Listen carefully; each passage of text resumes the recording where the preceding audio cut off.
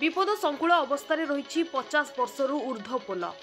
गजपति जिला गुमा ब्लॉक अंतर्गत गाइबा पंचायत गाइबा ग्राम और गुमा ब्लॉक को संजोग करुवा एक पोलटी विपद संकुल अवस्था देखा मिली। प्राय 50 वर्षर ऊर्ध्व वर्ष अतिक्रम कर सारी बेले उक्त पोलटी सीमेंट झड़वा सह लुहा छड़ गुड़ाक पदाक बाहरी देखा मिली। कौन जानवाहन उक्त पोल दे गला बेले पोलटी झुलुवा देखा मिली।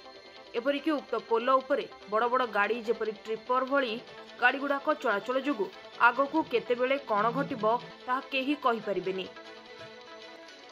मोना नरसिंह मालविसे मो घर गाइवा हमरो ब्लॉक गुमा थाना सेरंग।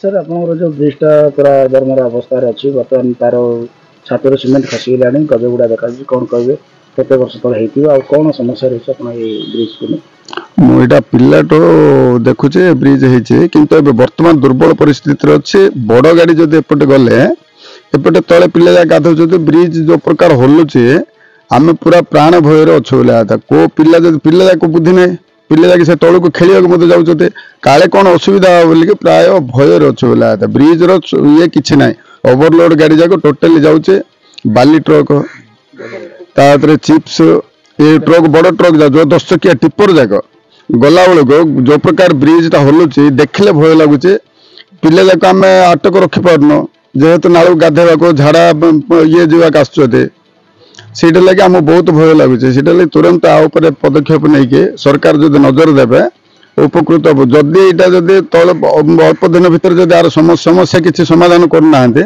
बाध्य आम पिला सुरक्षित पिला भविष्य राजरास्ता को ओह्लैब बाध्य हबो। अमर कुमार पात्र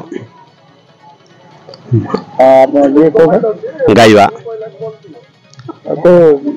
गाइवा पंचायत थाना हूँ सेरंग। आम जन्म ठू आम संकट देखु मात्र भय लगुच 10 चकिया 12 चकिया गाड़ी जाऊँगी से चिप्स आ माटी जाक खसी जाऊँगी आम भय लगुच।